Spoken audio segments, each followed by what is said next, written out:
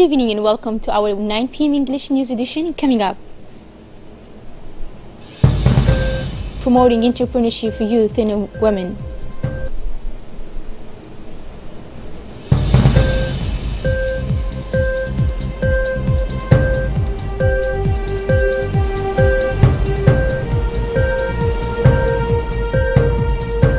In our regional news, U.S. lifts long-standing sanctions on Sudan. These are the top stories, and thanks for joining us in our newsroom. The Minister of Economy and Finances in charge of Industry, Yasmin Sudwale, chaired a high-level meeting with the World Bank on a project to support youth and women's entrepreneurship. This funding mechanism will be a lever to improve access to capital, provide technical assistance, and invest in projects and programs to support young people, and especially women.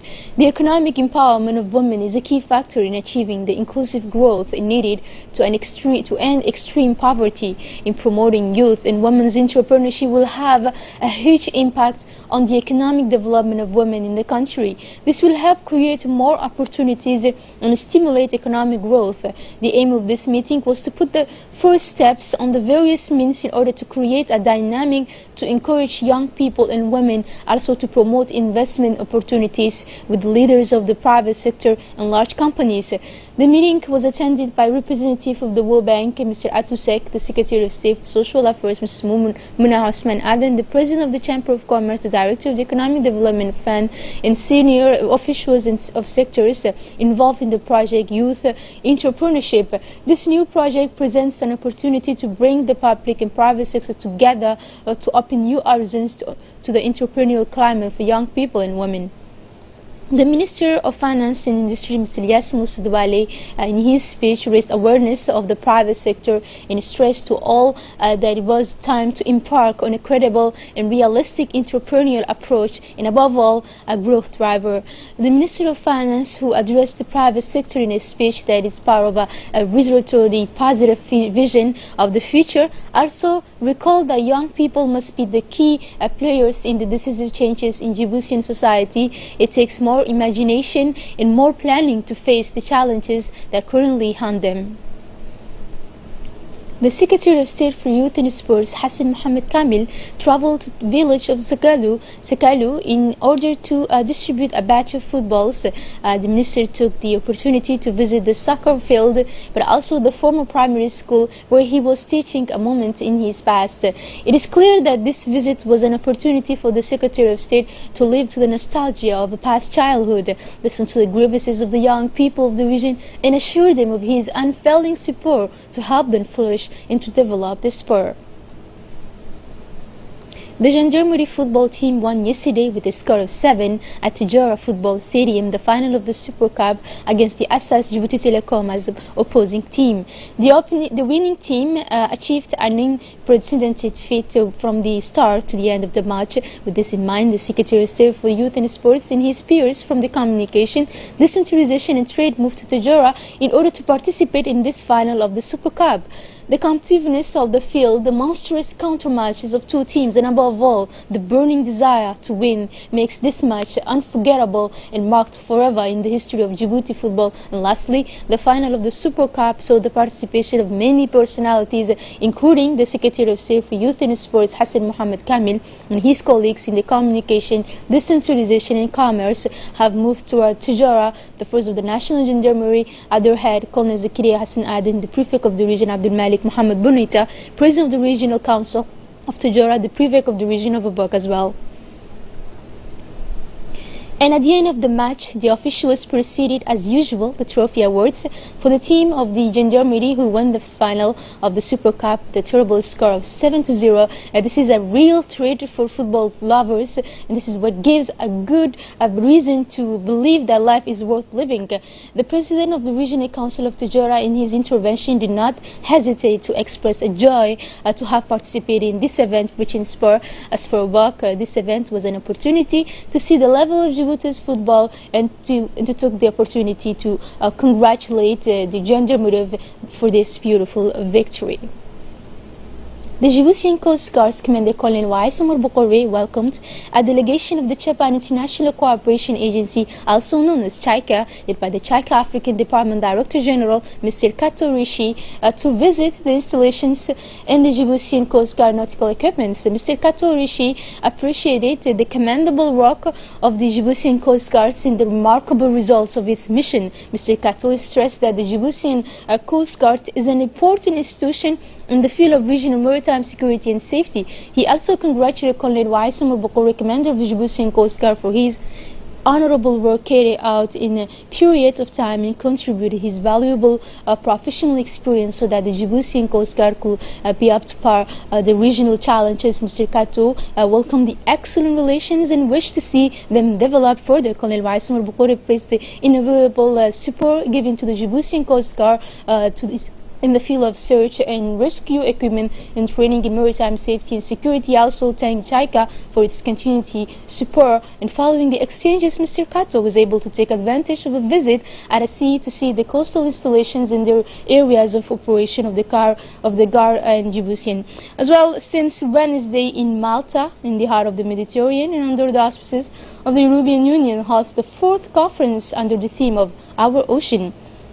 This conference is spread over 4 days in its continuity of the latest Our Ocean Conference that were held in Washington in Shell, where the commitments for the ocean will benefit from a high visibility to better resonate at a global level. On this conference, which has reduced under the same roof and for 4 days, the word Djibouti does little remaining indifferent to the fragility of the oceans and sea, participating actively in the sides of the international community in the work of this conference, where the country is represented by our ambassador in Belgium into the European Union, Omar Abdi, also participating in the side of our ambassador, the director of the Maritime Affairs, Ali Mirah Shihim Dawood, and have marked with their attendance at this conference of these sovereigns such as the Prince of Gal, the Prince of Monaco, Queen Noura of Jordan, high personalities such as John Kerry, and of course the Prime Minister and members of the government. It is recalled that more than 3 billion people depend on the wealth of the oceans and seas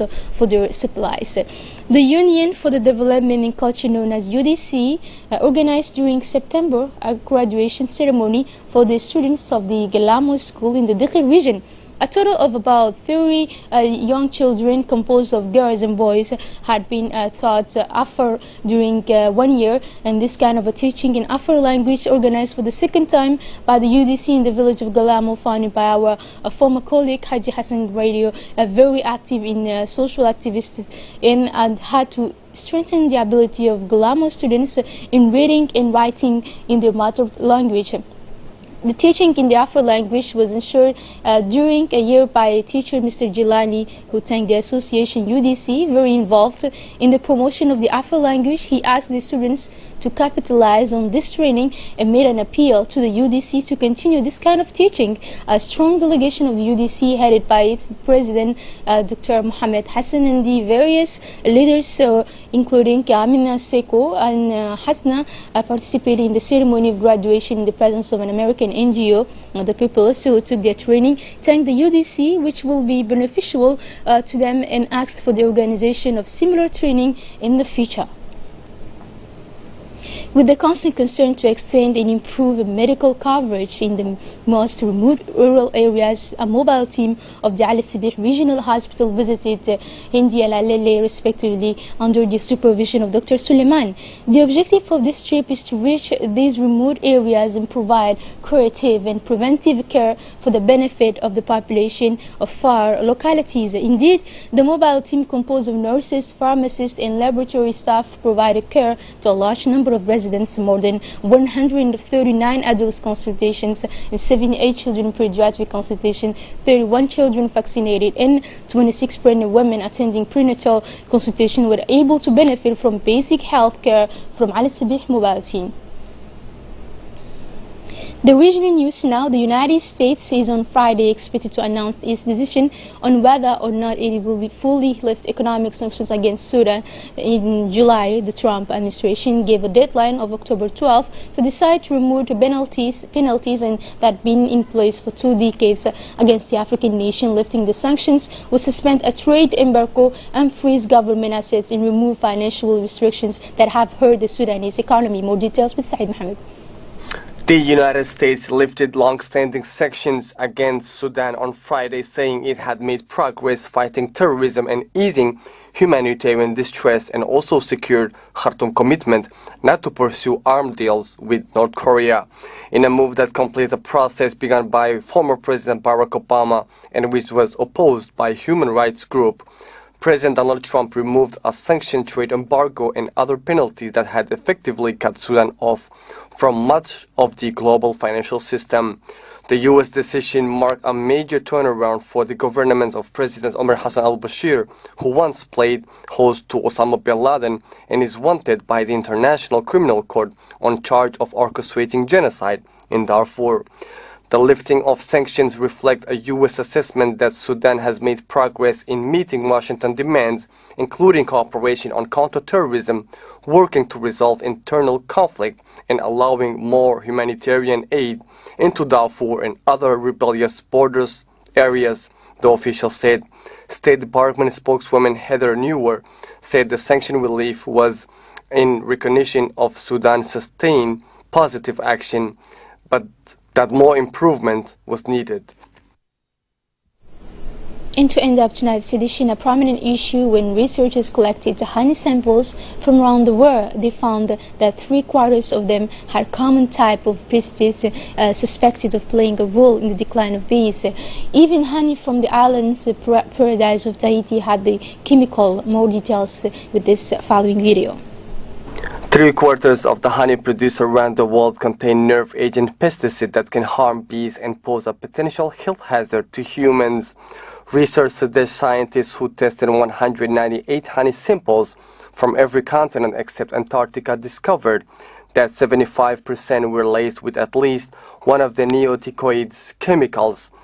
More than 2/5 contained 2 or more varieties of the pesticides, and 10 held residue from 4 or 5.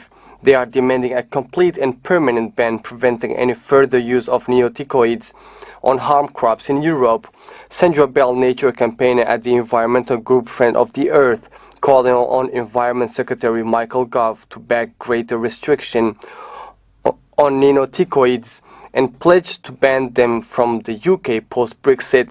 The new research published in the journal Science could not have come at a more sensitive time in Europe. Concentration were highest in European, North American and Asian samples. European Commission policymakers are right now discussing whether to make the ban permanent and more wide-ranging. A total ban would have a huge impact on cereal growers in the UK. That's all for this edition. Thanks for being with us and have a good night.